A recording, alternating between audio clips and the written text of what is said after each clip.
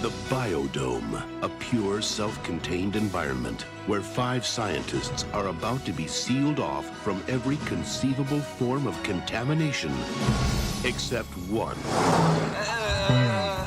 Oh, check out that mall, man. Our dream is finally at hand. What kind of mall is this? Get them out of here! The doors are sealed for 1 year. We're stuck here. That's right. 12 months? Yes. 52 weeks. Yes. 385 days? Now, the whole world is watching as Bud and Doyle are separated from their loved ones.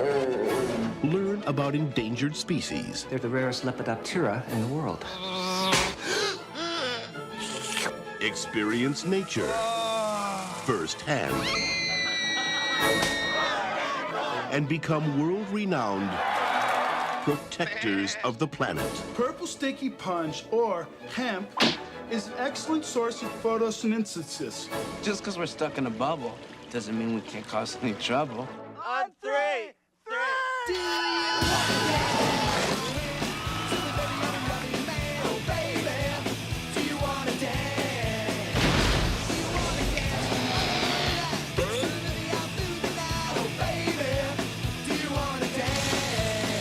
This winter, Welcome to paradise!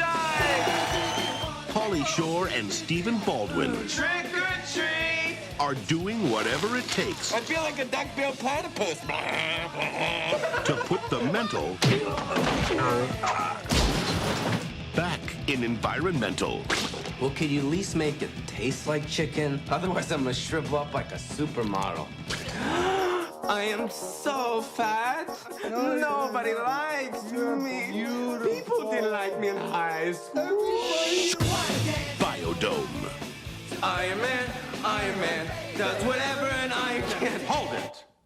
That's Spider-Man. Come on, what do you think? You're some rocket scientist? Yes. Sorry. Hello! Hey!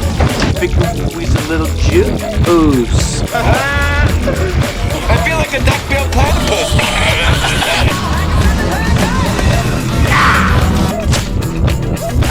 Ow! Did check out the knots. It's the Leaning Tower of Pisa.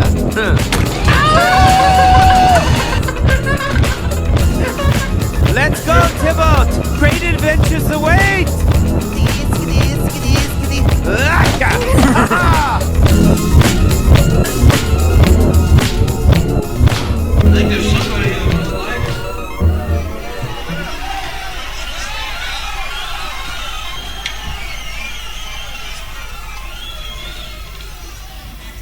We're the hardest working band in the business. Hey, buddies.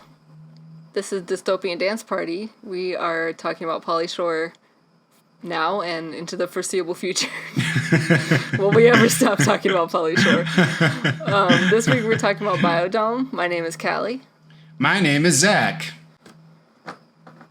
That's all. I have, That's all. as you can tell, I was like waiting for the next.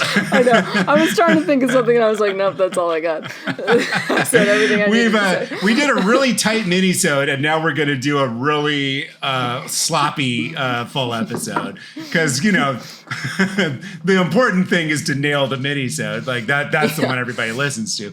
Honestly, we're giving this the quality that it deserves. We're giving it the same amount of quality that I feel like the creators of Biodome gave the film. 100%. Yeah. Although I'm going to show my hand a little bit.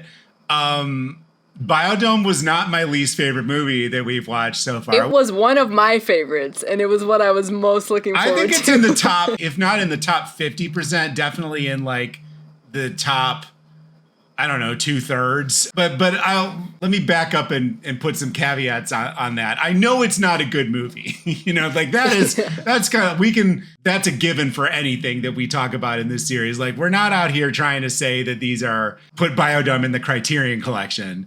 I am, but but there's something about it that is so perfectly stupid that it becomes. It's like the platonic ideal of a stupid movie. You have to respect how purely stupid it is. Well, it literally is like a precursor to Dude, Where's My Car? It has the exact same main male characters who have like more successful and like politically engaged and interesting girlfriends, but they're just complete idiots and bums who don't know why they're interested in them. They don't seem to have jobs or anything, but they live in a house together. Like, yeah, it's really something. So we're not gonna. I mean, we're gonna sort of shit on the movie because it's not a good movie, and there's parts of it that are the whole thing is incredibly stupid.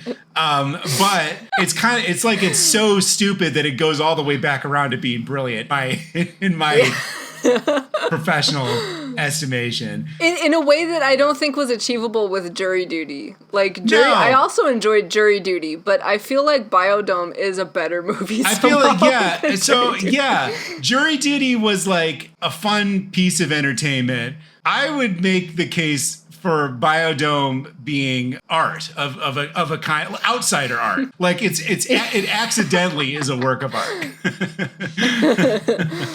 So let's see if that will hold up to any scrutiny at all. I didn't do any research. I'm pretty much like, we tried to like have copious notes and cite sources and all that, and we did that at the beginning. And at this point, it's like, I'm going to watch these fucking movies and that's all you can ask of me. So, but watch the movies and have Wikipedia open. But just some quick background. So this is straight from Wikipedia. It grossed $13 million at the box office in North America. And that was from an $8.5 million budget. So this movie made money. So congratulations, Pauly. It did turn a profit. It was panned by critics, gaining a record low score of 1 out of 100 on Metacritic. And it is often considered to be one of the worst films ever made. It has a 1 of 100 on Metacritic. On Rotten Tomatoes, it has an approval rating of 4% based on 27 reviews. And the Rotten Tomatoes score, the description says, Bud, Pauly Shore, and Doyle Stephen Baldwin get simultaneously dumped by their eco-conscious girlfriends Monique, Joey Lauren Adams, and Jen Teresa Hill in the middle of the desert. Wow, this is more... I feel like this is a longer Rotten Tomatoes summary than most movies. Well, you need to understand the full plot of the movie to really appreciate it. Right. I'm honestly not going to read this anymore because it's not so much a summary of critical reactions as it is a summary of the movie. Somebody at Rotten Tomatoes didn't get the memo about what this is supposed to be, and they just summarized the movie. Maybe they're like, well, this is why it has a 4%. Just read the plot. Can we just really quickly talk about the fact that their names are Bud and Doyle? Yeah. So... Callie, you texted me about, because you've seen this movie once before, and then you also watched it earlier than me. And you texted me that, and my first reaction was honestly, because again, in this series, we've encountered a character named Bones. So in the field of Pauly Shore protagonist names, Bones Conway. Bones Conway. So in the world of Pauly Shore protagonist names, Bud, what is it? Bud? It's Bud McIntosh. Bud McIntosh. But his nickname is Squirrel. So that's kind of where a little bit of the, like crawl, squirrel. Squirrel is literally a way to reference the weasel without being called the weasel. Right. Because he does the little weasel... He does that a lot. So there's a throwback to that. There's literally throwbacks to the weasel persona. Yes, like very direct. He tried to distance himself from the weasel, and he is officially, by 1996, crawling back. So I feel like Bud is supposed to be a weed reference. Is there any stoners out there want to let me know, like, does Doyle have any significance in drug culture? His name is Doyle Stubbs Johnson. Okay, maybe Stubbs. I don't know. Maybe I'm thinking too hard about this. Well, also Macintosh, like, right. The only thing I can think of is like the type of apple. Right. Well, of course, this is another Razzie win. Pauly Shore co-won the Razzie Award for Worst Actor, tied with Tom Arnold for his performances in Big Bully, Carpool, and The Stupids. That was a real 96 was a real Tom Arnold renaissance. I remember The Stupids. Did you ever see that? No. The only thing I know Tom Arnold from is Soul Plane, and when he was on that episode of, was it Phil Donahue, where they found the Peter Criss, the guy who was trying to say that he was Peter Criss and was homeless. And so Tom Arnold was like helping him out. I completely forgot that Tom Arnold was like, that memory was buried for me. Yeah, wow. I feel like there have been multiple people that it's like, yeah, they've been in all these things, but I know them from these two disparate and like obscure references. I've not seen too much Tom Arnold. I just know him from, I remember he was like the white guy on Soul Plane who had to take a shit, because for some reason in black movies there's always a white guy who has to take a shit.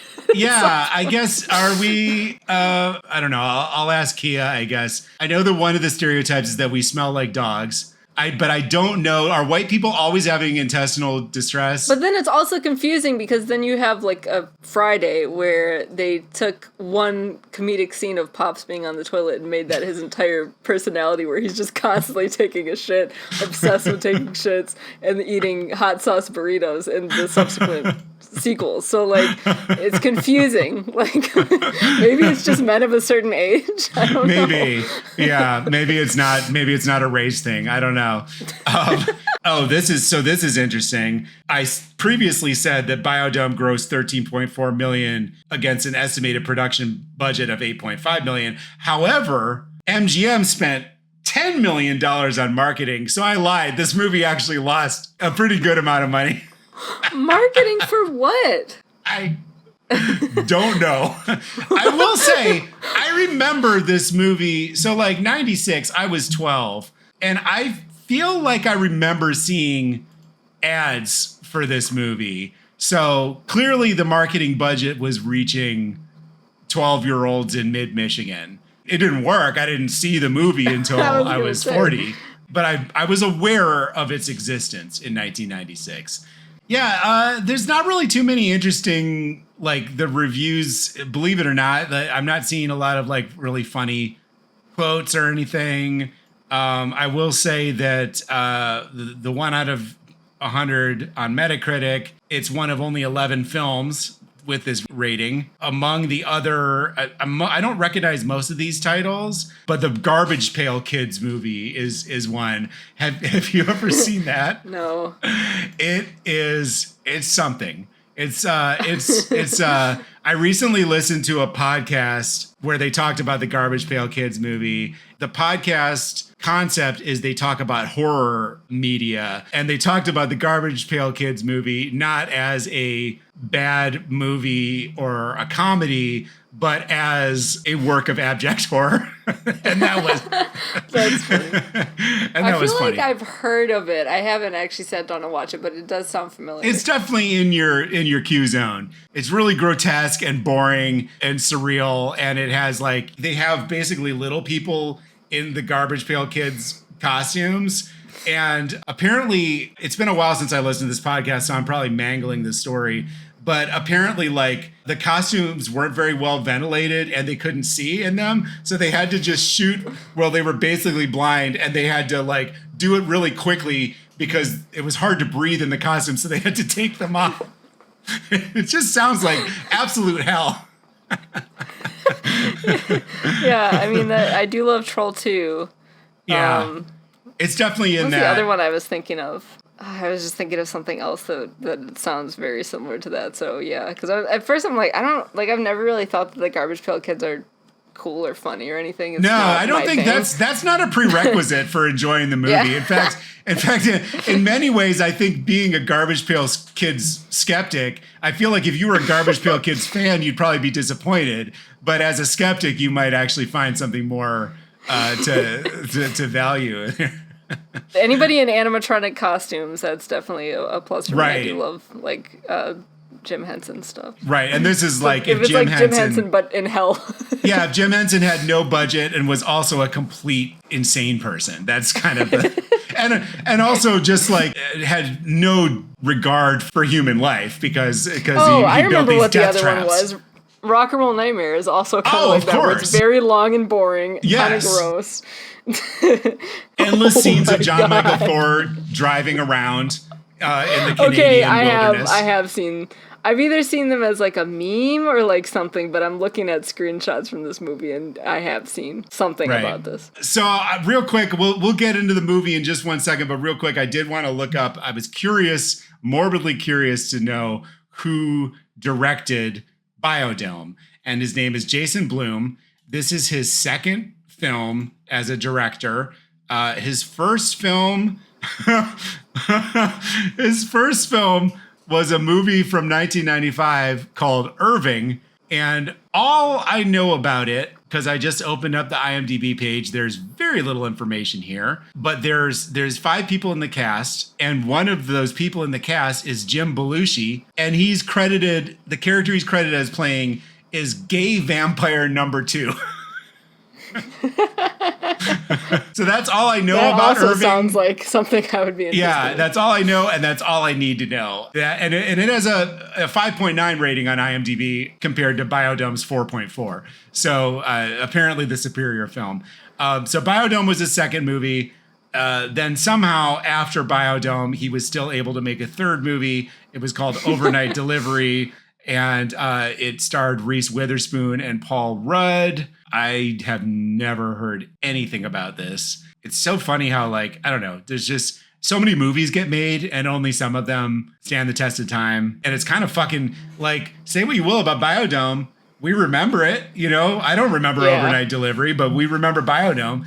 Then he did a couple of episodes of a TV series called Soldier of Fortune Incorporated, which I've also never heard of, although Dennis Rodman was in 17 episodes. So that's compelling. Kind of, except you never know, because there's a movie with Jean-Claude Van Damme and Dennis Rodman. Right. And just like hearing that, you would think, okay, that shit is gonna rule. Yeah. It's kind of boring. Yeah, I think you told me that, and I think that might be why I've never seen it, because I was like, well, if Callie didn't like it, I'm probably not gonna like it. Yeah, I bought 2 Jean-Claude Van Damme movies. It was Double Team, and I don't remember what the other one is. I keep thinking Double Trouble, but that's the Barbarian Brothers.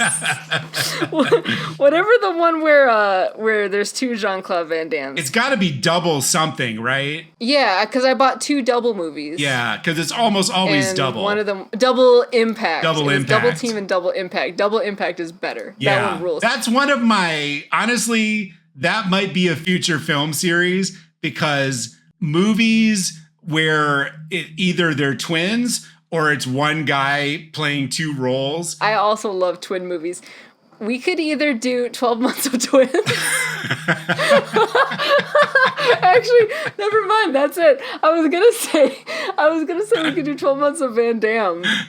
But honestly, 12 Months of Twins is so much better. I like 12 Months of Twins because then we got Twin Dragons. That was my shit.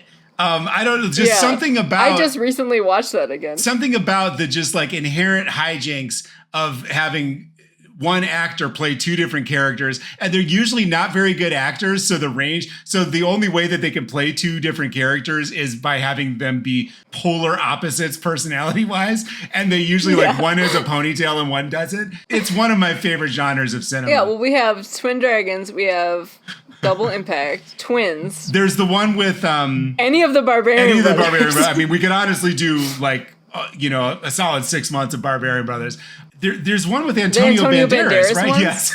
Yeah. But in that one, is he actually a twin, or is he's trying to date twins, and he's pretending to be twins so he can date both? Is that what I think that's what it is? That might be it. I was just recently talking about this. Yeah, all right. I guess that one's a little bit of a stretch. No, it fits.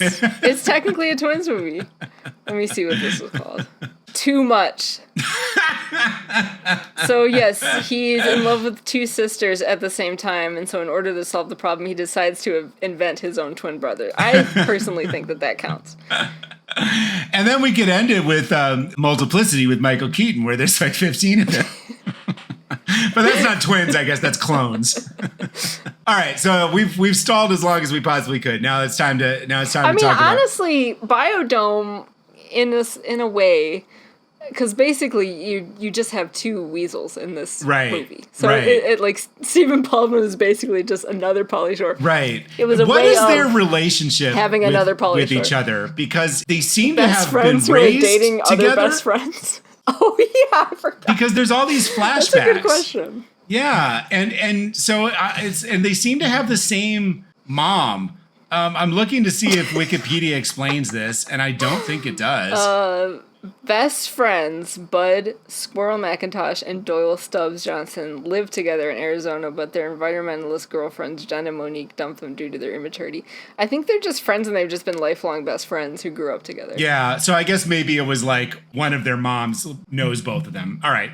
Fine. Yeah, and then their girlfriends are also best friends. Right. There's a lot of unnecessary lore in this movie. When you consider how stupid this movie is, there are so many flashbacks and like scenes of them before this movie took place, scenes of them when they were children.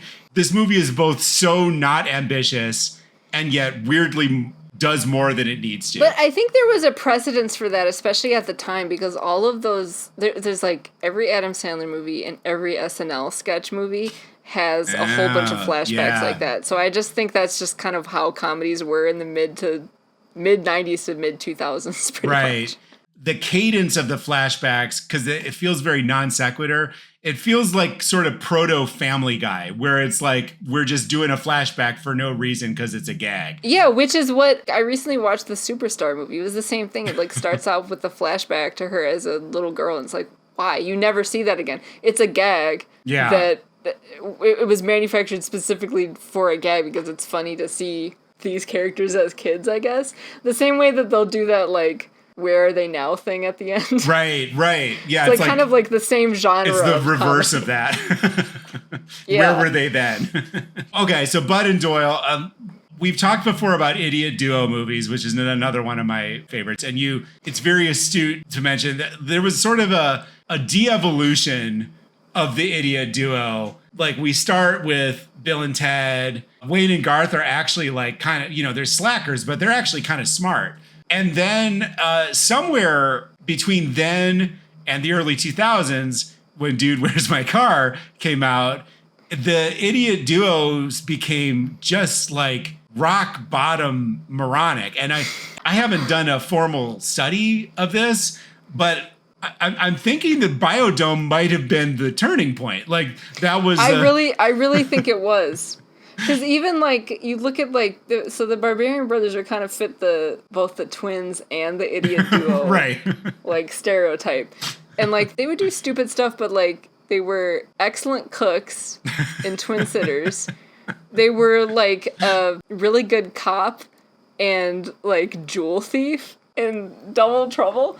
So it's like even though they're kind of dummies, like they still are able to accomplish things.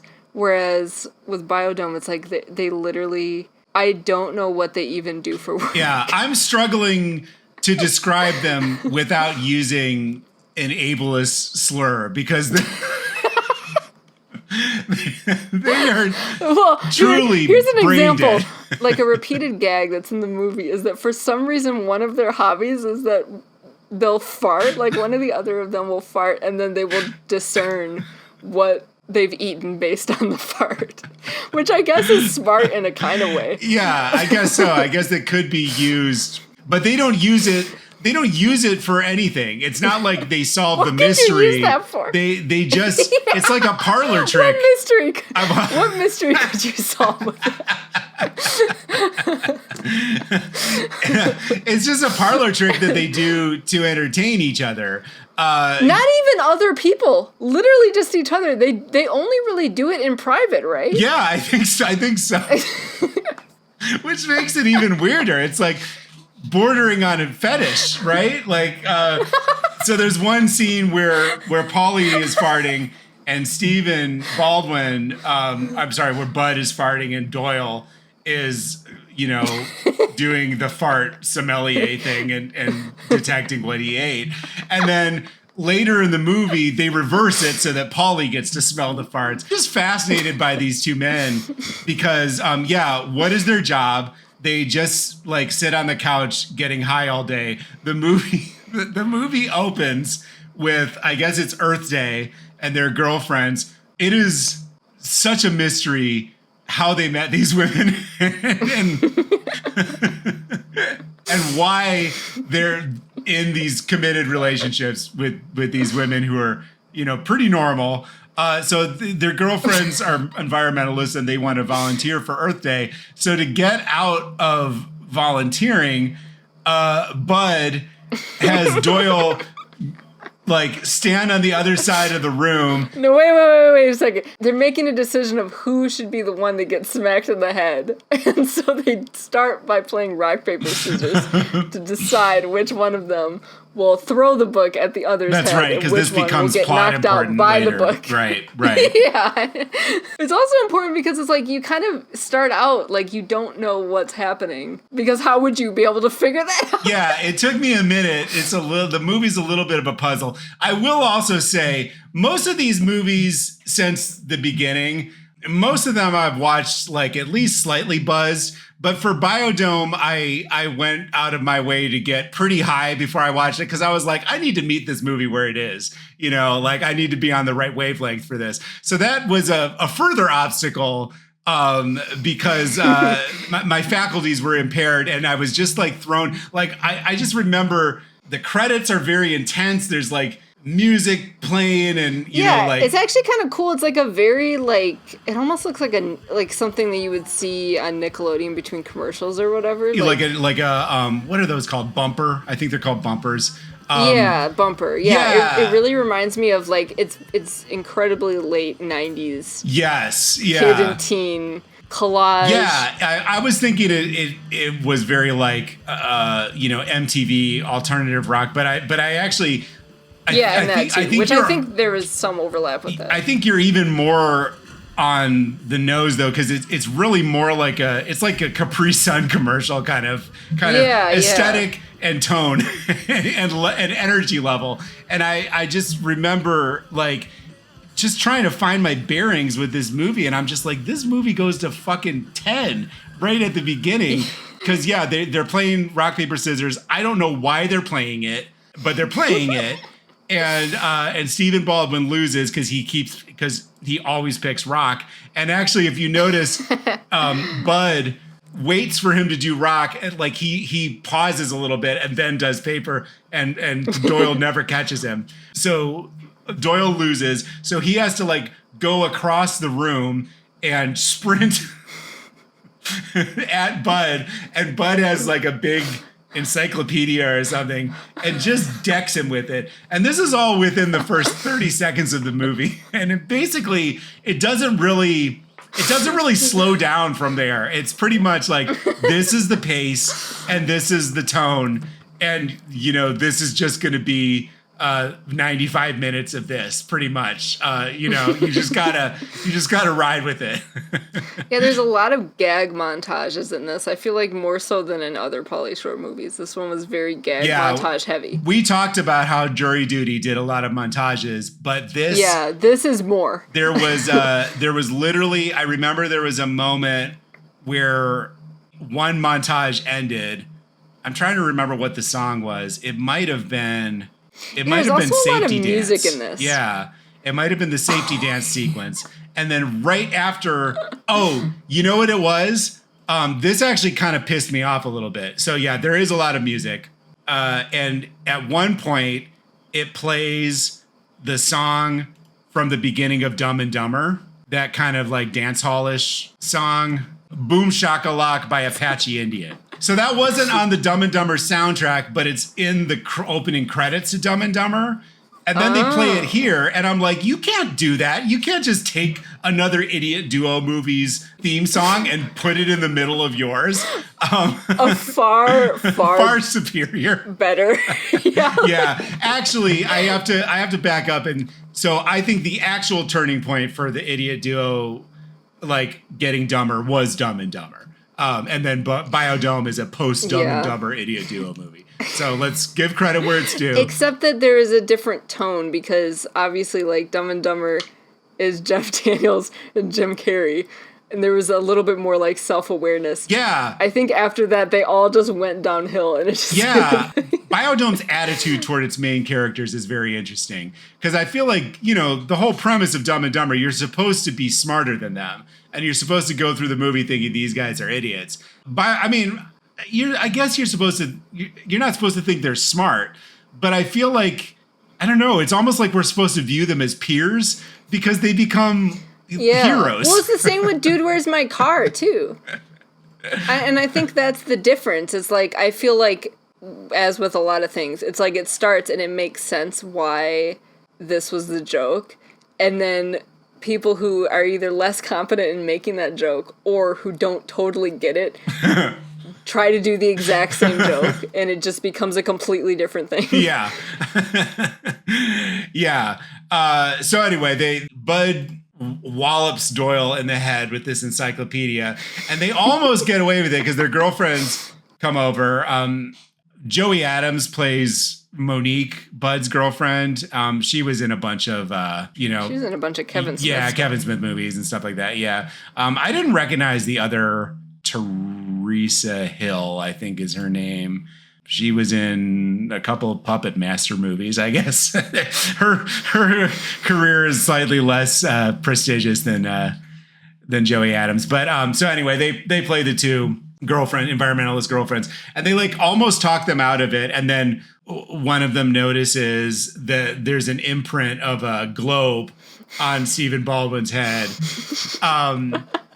And so then they're like, so dumb. They're pissed off at them, so they leave, and then they decide that they're going to make them jealous and tell them that they're at a party and they're meeting these other guys. And I don't know, in retrospect, it's sort of, I mean, I guess like at first I was confused why we were introducing this extra part of the plot, because I was thinking like, really the only reason why they end up at the Biodome is because they're driving aimlessly and Doyle has to piss and they think it's a mall. And so it's really like they could end up there for any reason. Like, I don't understand why we have this subterfuge with the girlfriends, but the only reason really is that I guess we're supposed to be rooting for them to get back together because, spoiler alert, they get back together with their girlfriends at the end. I don't know why these movies keep thinking we're invested in Pauly Shore's character's love life, because I have never been. But they could literally not have the girlfriends or any of that part, because there is a part where I think they're like motivated when they have it. There's like a lot in between, but basically at the end they throw that party and it ends up ruining the Biodome. Right. And so there is a little bit of a reason that they kind of like shoehorn in where they want to not only fix the Biodome, but I think if I'm remembering correctly, they want to save their girlfriends from these like smart guys fake who use environmentalist guys to try to sleep with them. Right. Yeah. But it's fucking stupid because they're fake environmentalists too. I know. I was thinking about that. There's a really interesting moral to this story, which is that it's better to not even pretend to care, to like be truly, it's morally superior to be truly apathetic rather than pretend to care about issues. You know, like those guys are assholes, but these guys who don't even pretend to care about the environment, they're the real smart ones. It's also like another spoiler is that none of the women in this movie have any sort of consequence. You could eliminate every single female character in the cast and it would have no consequence. Oh yeah, 100%. Yeah, and there's really no reason for anything to happen. One thing I love about this is that Bud and Doyle, they're pure agents of chaos. Like they just. Their only motivation is to... Yeah, because even like they're in a desert. They could pee anywhere. I guess like the reasoning is that he apparently can't pee when there's people around, but like they're in a desert. They could have just driven off the side of the road and he could have peed. But the reason they stop at the Biodome is because he has to pee, so they think it's a mall. So they go in there, and then there are people there, obviously, because they're starting to, like, the scientists are starting to whatever the experiment is where they're going to be locked into the Biodome for a year. And so they can't open it up to them for Doyle to pee because it will ruin the biome.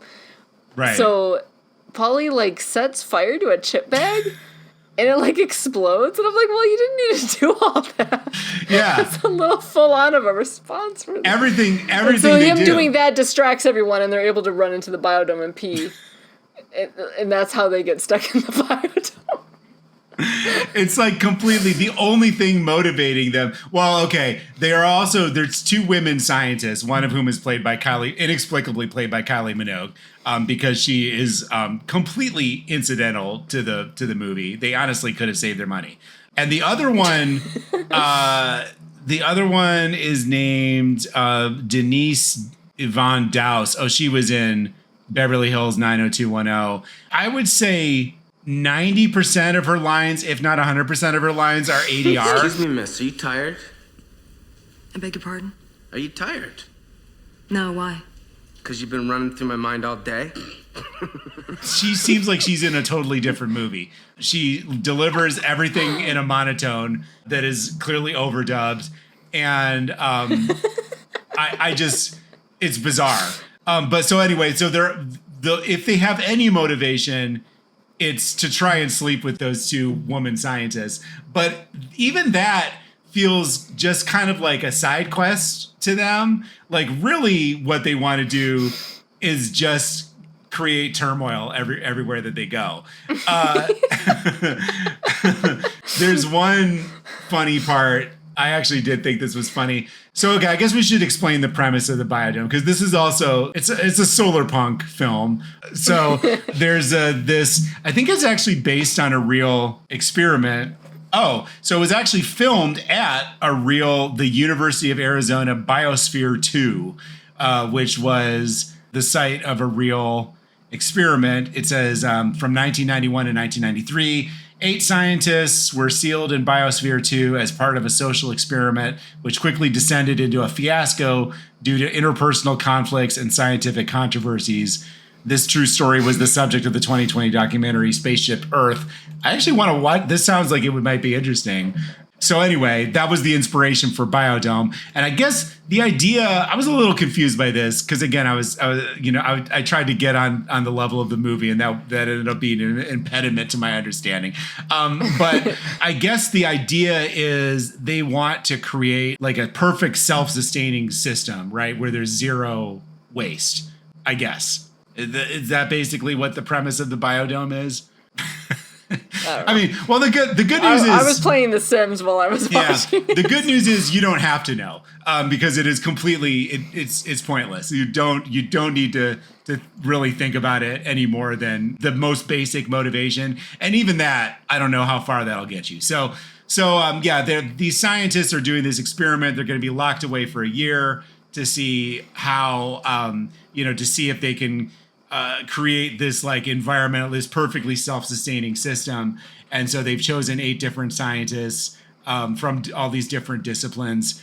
And then, and that is exactly when, like, as they're about to seal up the biodome, that's when Bud and Doyle show up. And like you said, they manage to sneak their way in. And so the part where the scientists are all standing there waving, and the press is there and stuff. And then all of a sudden, Bud and Doyle are standing behind the scientists, also waving.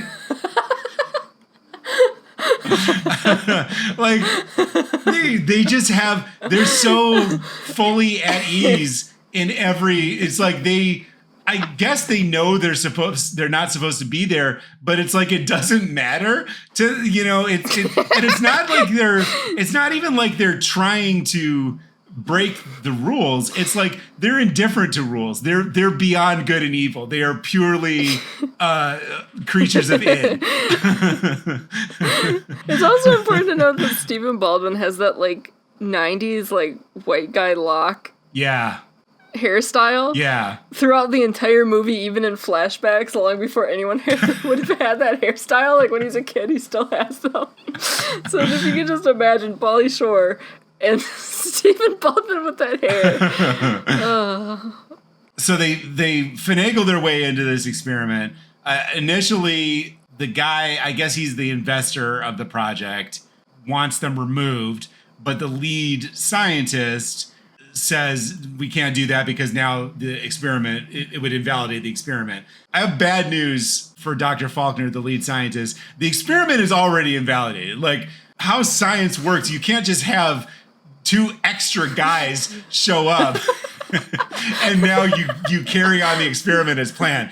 Like, already it's fucking done, you know? But for some reason, they decide, instead of just like kicking them out and starting over, they decide to keep them there. And then it's just kind of a bunch of fucking hijinks. So like what you said, they just kind of do stuff. Like there's one part, so like some of it kind of makes sense because you're like, okay, they're just goofing around.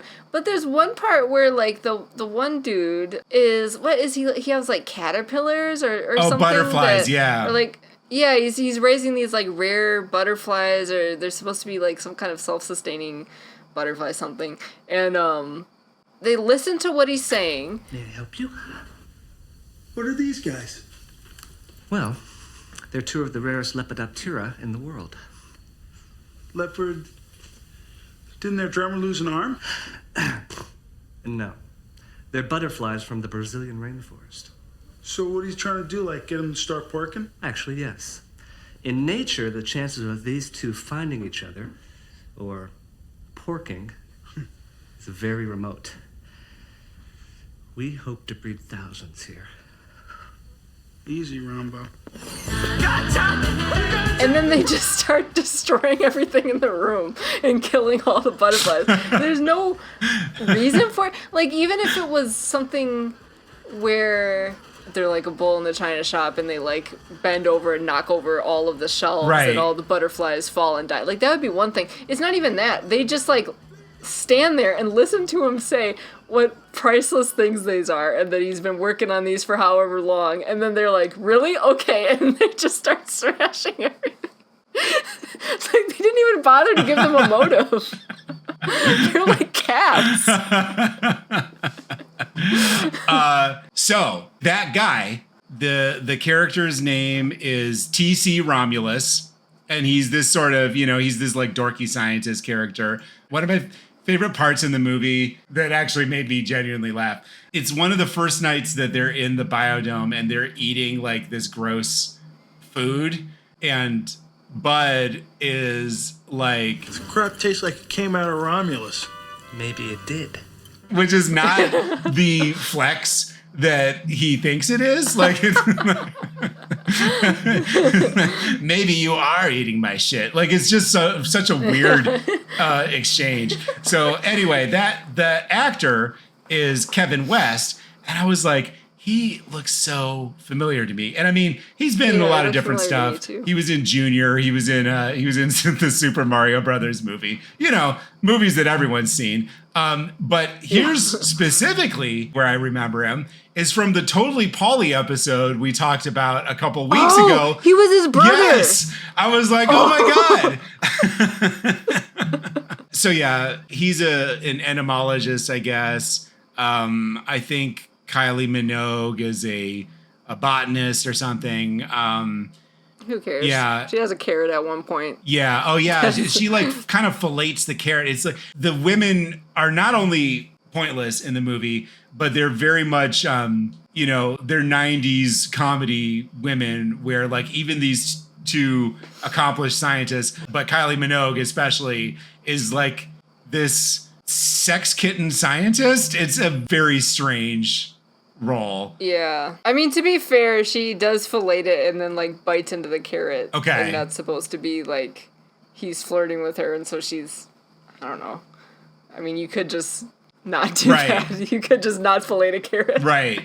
Because the payoff isn't, I mean, it is a Bugs Bunny joke, I guess, but I don't feel like the payoff was worth it. Right. When you could just like not fillet the carrot. Denise Dowse and Kylie Minogue, they only really exist as like figures of temptation, again, because they want us to care about Bud and Doyle's relationship with their girlfriends. And so I guess you're supposed to be like, no, Bud and Doyle don't make out with the hot scientist, in a part where they have the opportunity to make out with the hot scientist. But it's really I just feel bad for the hot scientists. I feel bad for every woman in this movie. Do better. These are apparently their best options. Are these two guys like that? That's the tragedy here. I wanted them to just dump them at the beginning and never be seen again. But yeah, I guess that's not. It shouldn't be our takeaway, I guess. So I think the final straw is they get locked in their room, right? And they find a way out. They go through the vents. Yeah, and then there's a hilarious montage where they've been eating that disgusting food, and then they find like Doritos or whatever in that box, and that's which I was confused by that. Laughing gas on. Yeah, I was confused by the junk food. Why the fuck is it there? Why was it there? Yeah, I thought that would be like a plot thing. I kept waiting to see like. Was it maybe implied that the one like scientist who's doing the whole bio maybe it was like his stash or something? Maybe. Or am I just reading way too far? I don't know. I thought that would be like a reveal, like who's hiding junk food here. Again, I keep approaching this as a mystery, and it's really not. There's no subtext. It's just stuff happening. Yeah, I can't remember. I do know that they get like kicked out to where they don't have any water or food or anything, but I think they're still technically in the biodome. And then they're starving and thirsty, and then they find a window that has the key in it, and so they're able to get out. Right. And then they're going to eat that lizard. Right. And then something happens? Like, I don't remember. Well, again, I was playing The Sims. First, there's the whole junk food. They find the stash of junk food, and they also find tanks of nitrous oxide. Again, don't know why it's there, other than to have a scene where they're, like, inhaling the nitrous, and that's where Bud says he's a duck-billed platypus, which is a random callback to Jury Duty, we discovered. Maybe is it a callback to something else? Was the Jury Duty one a reference? I don't know. And then, then they get, I think after the laughing gas incident, they get banished into the desert part of the biodome. And that's when they find the exit.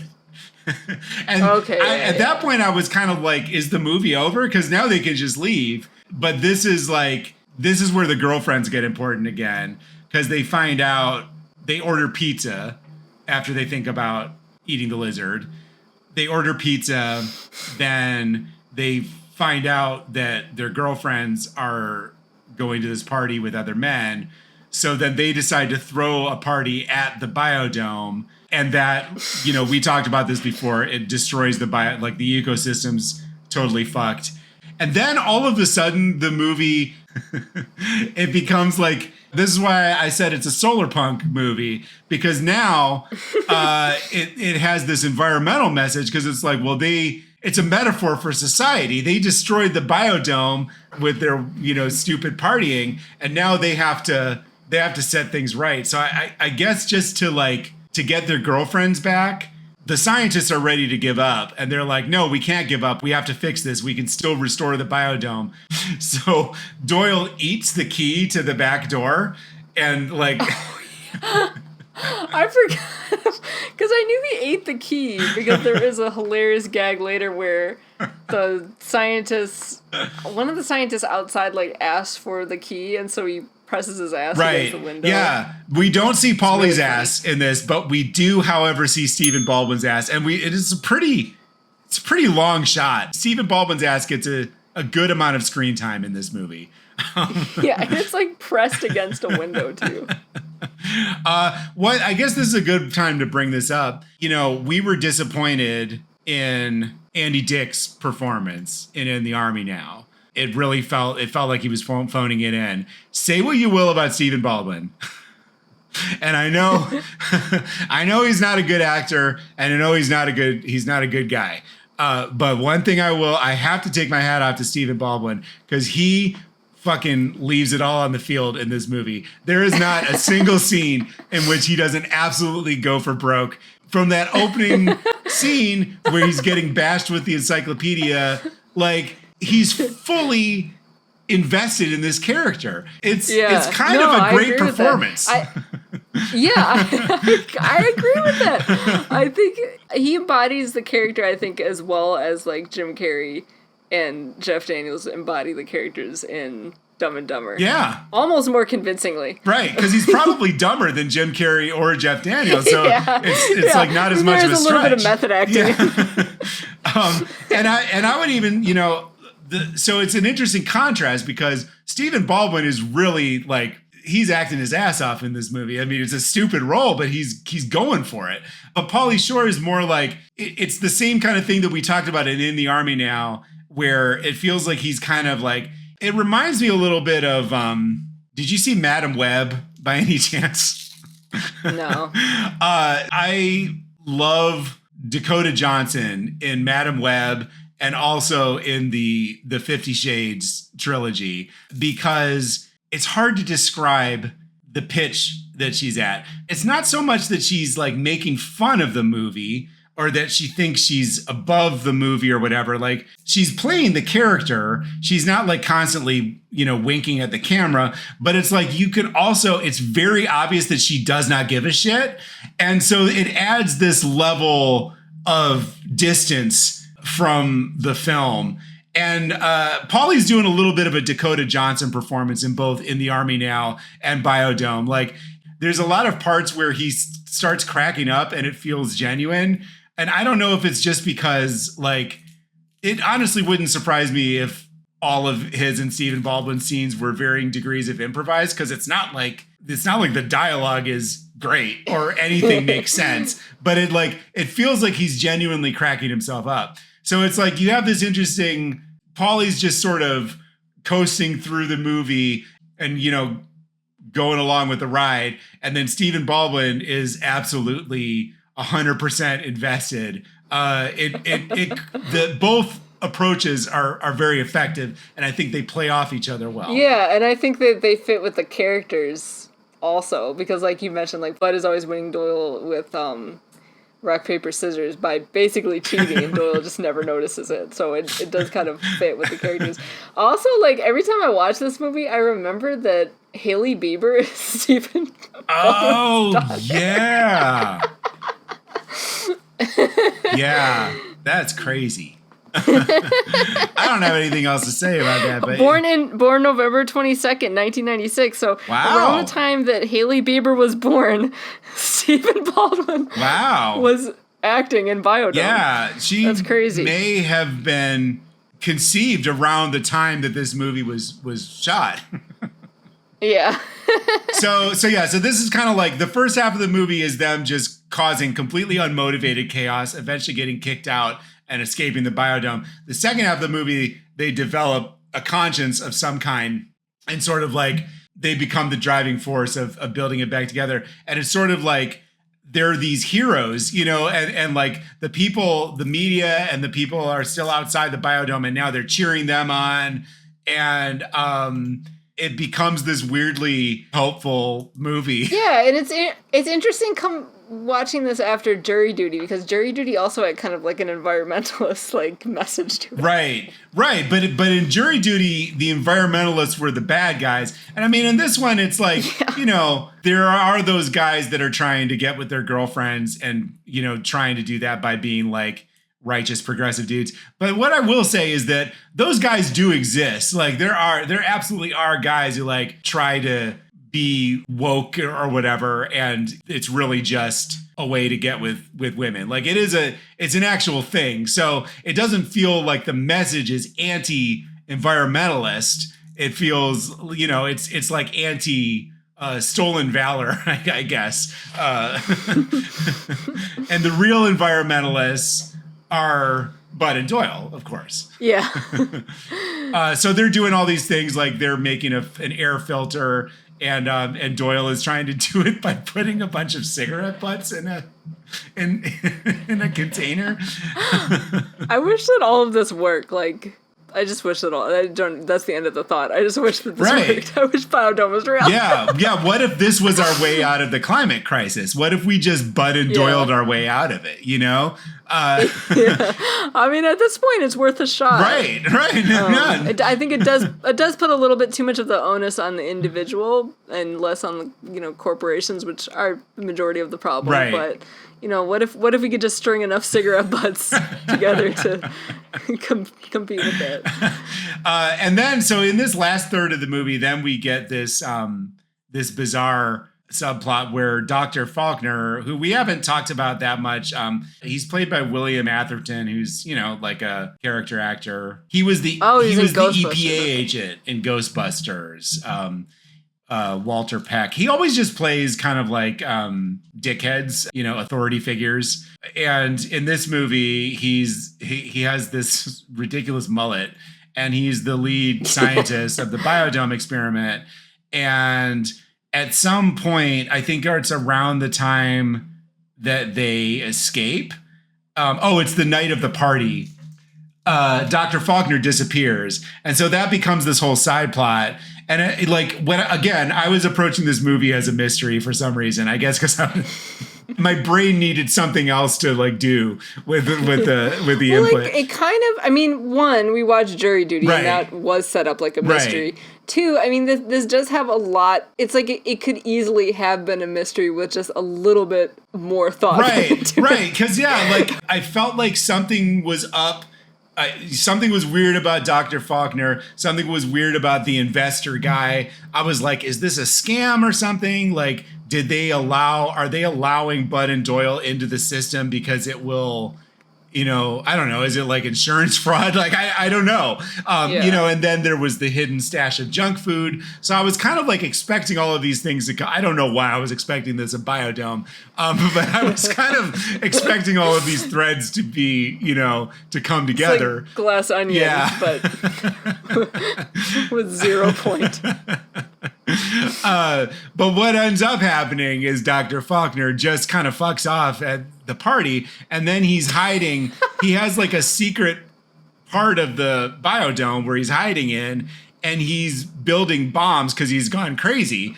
Again, fully unmotivated. I didn't even realize that that's what was happening. Oh, yeah. He's building bombs out of coconuts. I don't know how. He's injecting some kind of chemical into the coconut that is somehow making them explosive. Because the coconut blows up. Okay, so it's interesting that you mentioned that you were really high when you watched this movie, because I was stone cold sober. Granted, so I've seen it twice, and I somehow just did not put that together in my brain. I'm just watching it, letting it wash over me, almost as if how Doyle would watch this movie, where it's you're just letting it happen to you, right? And not questioning. Yeah, I don't anything. think Bud and Doyle would ask any questions. It's like in that scene with the butterflies; they would calmly wait for the exposition to end and then immediately start causing chaos. So basically, they're doing all this stuff to repair the biodome, the ecosystem. They're almost there, and then they find Dr. Faulkner, and he has them go around and place the coconuts all over the place. And because they're idiots, they don't ask any questions about why. So they do that, and then they accidentally fumble one, and it blows up, and that's when they realize they're bombs. And Dr. Faulkner has the detonator, so they're trying to fight him for the detonator. They get it back, and then there's this weird moment of suspense where it seems like it's like a horror movie. Suddenly it seems like Dr. Faulkner has been overpowered, but then he comes running out with one more coconut, and he throws it. Oh, I forgot, this is important. Well, it's not important, none of this is important, but there's a part where, to convince him to put the detonator down, Stephen Ball and Doyle is Rochambeau for the dome, Doc? You feel lucky? Well, yeah. I think I do. On 3. 1, 2, 3. Paper? The whole movie, he has only ever thrown rock. And then this one time he does paper and he loses. I didn't think that was kind of, it makes no fucking sense. But it was at least it shows they're trying. It was a callback to something that happened previously in the movie. Yeah. It was some level of continuity. Right. And consequence and purpose for something. Yeah. So he throws this coconut, and then he trips, and then it flies over their heads and it blows up. Well, there is an explosion, and everyone thinks that they're dead, and then they all run out. That's of the right. There's this weird moment of suspense. So yeah, often, I guess the last just general observation I have to make about this movie is, a lot of movies have very inconsistent tones from scene to scene. Like we talked about it with In the Army Now. It's this goofy, lighthearted comedy, and then there's just a scene where Pauly Shore kills a bunch of people, and we're just supposed to not have any cognitive dissonance with that. But Biodome is a movie where I often found myself confused by the tone within a single scene, because there would be like I mentioned before, the character that Denise Dowse plays, she's like constantly flatly delivering exposition. It seems like she's in a drama. There'll be scenes where, there's music playing that just doesn't really like fit the mood. Or like things get really serious. It's hard to explain, but it's even from moment to moment. It's like, what is the tone? It also, like, the environmentalist tone seems to be really serious, but it's not really treated with any kind of like care. Oh yeah. Which I feel like it could be like, I feel like they're trying to get you to take it seriously and consider the environment seriously. Right. But they don't give you anything to work with. Right. Yeah, it's hard to do that when like the science of the biodome doesn't really make sense. I mean, it's also hard to do that when we forgot to mention that when they sneak in to use the bathroom, they go to a waterfall and Doyle just like pisses in the waterfall. So right away, they're destroying the ecosystem.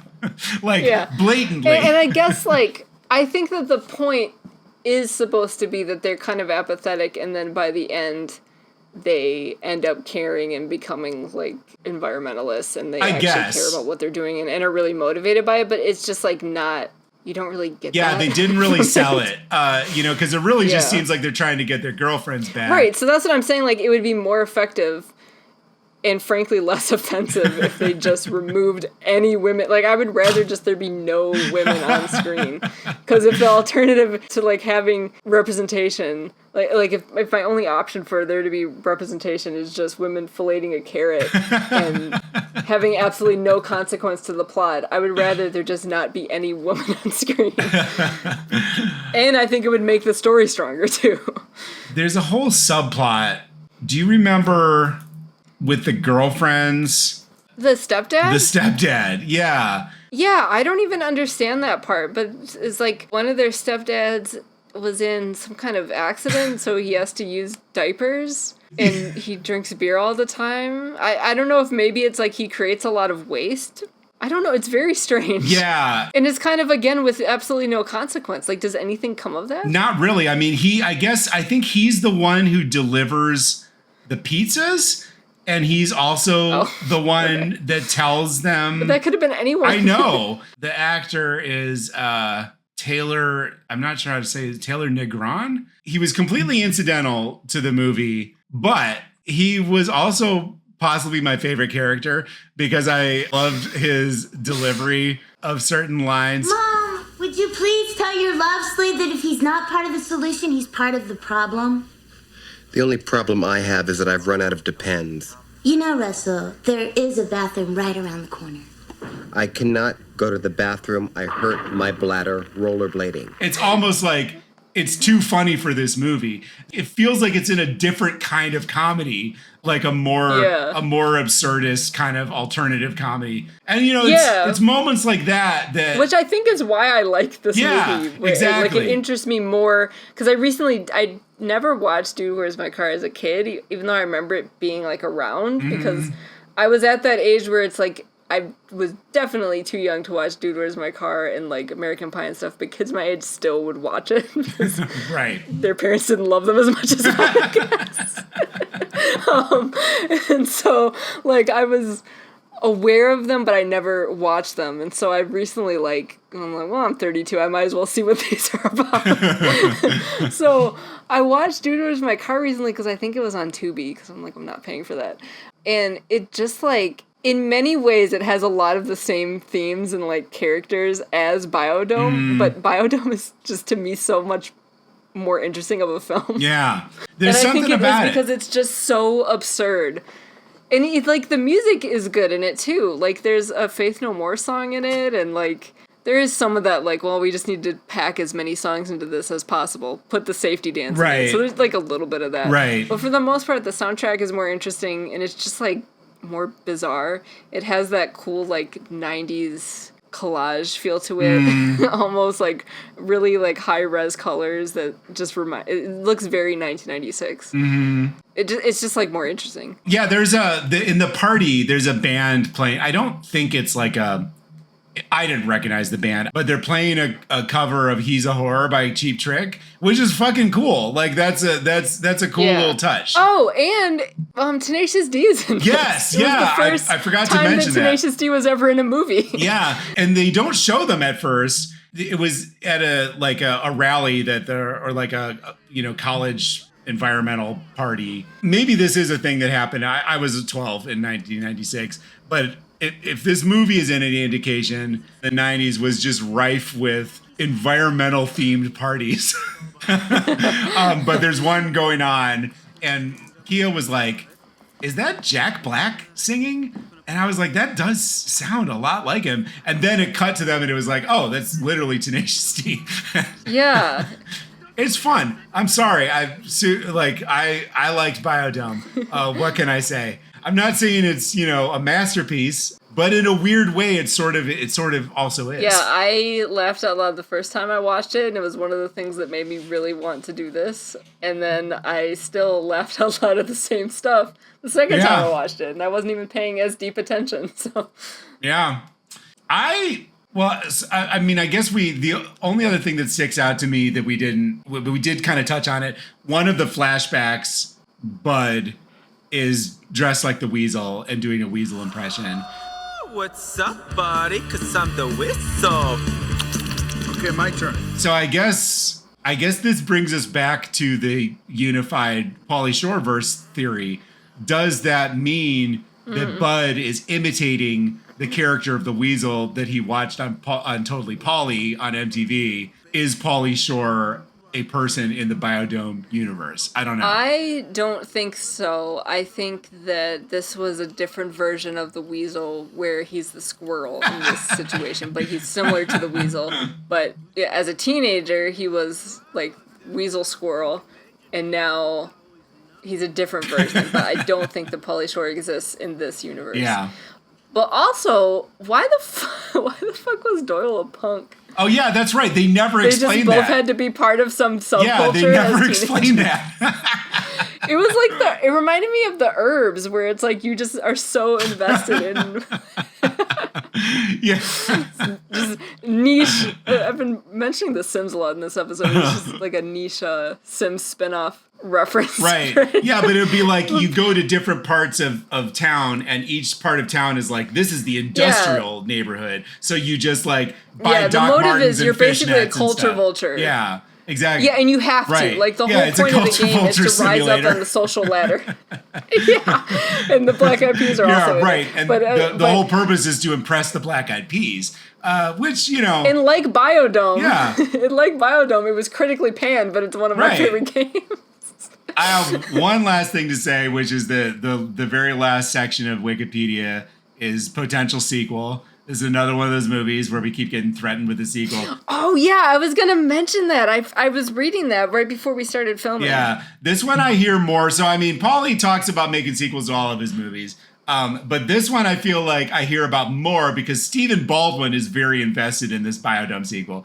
So it says on December 18, 2013, Stephen Baldwin appeared on Mancow Muller's radio TV show confirming that he's in talks with Pauly Shore about making a sequel to the film revolving around the children of their characters, Bud and Doyle.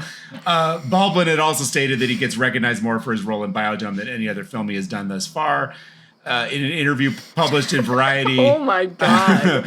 on January 17th, 2017, he reiterated his desire to make a sequel, saying that Shore was interested and he has funding, but is seeking studio approval. So that was 2017. I don't know where we stand now. I think, honestly, I can't believe I'm saying this, but I think the time is ripe for a Biodome sequel because like we've talked about, the urgency of environmental action is stronger than ever. So this could be a more politically motivated film than the first one is. Now, if it's being funded by Stephen Baldwin, I don't think it will, because I have my doubts that Stephen Baldwin believes in climate change, but it could. How crazy would that be, though, a biodome that has the same environmental undertones but also denies climate change? Yeah, I'm not against the idea. In fact, I think I mentioned off camera or off mic once, maybe for a future minisode, we can talk about pitching sequels to these various movies, because I have a few ideas for them. I think our next well, first, do you have any final thoughts about Biodome? I don't think so, no. Yeah, I mean, I think It's on Tubi. Go watch it. It's free. Oh, is it on Tubi? So I thought it... Oh. Yeah, I watched it on Tubi. Oh, man. I was hoping it was... So first I tried to pirate it, like I did Jury Duty, and that, like, I couldn't get the file to... It was very easy to pirate. You know, people are out there sharing Biodome. But I couldn't get the file to play on our Plex server. So then I looked it up on the website Just Watch, and it was only in these, it was on like Hoopla and Fubo, like all of these fucking made up sounding. So Hoopla is through the library, so that would have been free too. So Hoopla, if I'm remembering correctly, Hoopla, you can download digital books and also movies from. Okay. So I've used Hoopla from the library to download. And that's books, that's why I couldn't find the app on my TV. So then I was like, okay, well maybe it's free with ads on YouTube. Like I found out Jury Duty was. Jury Duty is, because that's how I found Jury Duty. And I found it on YouTube, but it was on MGM Plus on YouTube. So what I did was I signed up for a 1 week free trial to MGM Plus on YouTube, and that's how I watched the movie. I can't believe I could have just watched that's also Tubi. valid, because now you have MGM Plus for That's true. And you know, potentially I will say, for those of you, if you're like our buddy Lee that we did our last episode about, and you're jumping in the middle of it, Encino Man is also on MGM Plus, because after Biodome ended, it rolled straight into Encino Man, and we definitely watched the first 20 minutes of that also. So you know, at least two of the movies we're watching is on MGM Plus. But Tubi is honestly an even better home for Biodome. Honestly, Tubi should put up the money for Biodome too, and they should just make it a Tubi original. Oh my God. Can you imagine? That would be amazing. I wish. Oh, and I did also want to say one more thing. Just we're recording this the night after the first presidential debate between Donald Trump and Kamala Harris. And I realized as I was sitting down to watch Biodome that I was choosing to watch Biodome instead of the presidential debate. And I don't regret that choice. I will say, I think I ultimately made the right decision. You can always catch the highlights. Yeah, exactly. All right, so I think our next minisode is going to be, Callie had the brilliant idea of doing a Halloween themed minisode, because there are some. We'll spend the next couple of weeks compiling a playlist of Totally Pauly episodes to watch, because there's at least 2 that we know of that are Halloween themed, and I'm sure there's more. I think it's probably the same episode for these 2, but I know of at least 3 Totally Pauly clips, because there's one where he's finding a costume, and then there's one where he's trick-or-treating. Yeah. And then today I found one where he's at the pumpkin patch. Yeah, so that'll be fun. I always love talking about Totally Pauly. And then, honestly, after that, I kind of have to think about it, because I think the next, movie might be... Is it Pauly Shore? Yeah, it's Pauly Shore is Dead. We've got, a 7-year jump from Biodome to Pauly Shore is Dead in 2003. But I want to see if we can find some episodes of the extremely ill, the actual thing that ended Pauly Shore's career, which was the canceled sitcom from 1997, Pauly. So let's see what we can do. We might be going to Pauly Shore is Dead. We might be going to Pauly. Either way, we've got the Halloween minisode as a buffer. So that'll be the next thing you see from us in October. Oh, and it might be a little more than 2 weeks because I'm going to be in the UK for the first couple weeks of October. So it might be hitting like right around Halloween. So there might be a little bit of a, I don't know. We haven't been that consistent about every 2 weeks, but it's like ish. That's fine. I think as long as we are moving or we are watching a movie a month, that is the best you can expect. I mean, this is the most consistent we've ever been. So I'm not going to get that hung up on. Yeah. So yeah, in the meantime, you can follow us on Instagram at Dystopian Graham. You can follow us on YouTube at Dystopian Dance Party, on the web, dystopiandanceparty.com. You can email us, heybuddy at dystopiandanceparty.com. And review our podcast. Right now, as of this recording, we have one review. It's from Pauly Shore. And the title is Hey Buddy. And the review is Cool Show, Dudes. And that was definitely Pauly Shore who wrote that and not one of us. So if you want to join Pauly Shore in giving us a 5-star review, welcome to do so. And that's it. We'll see you later. Bye. All hell is breaking loose.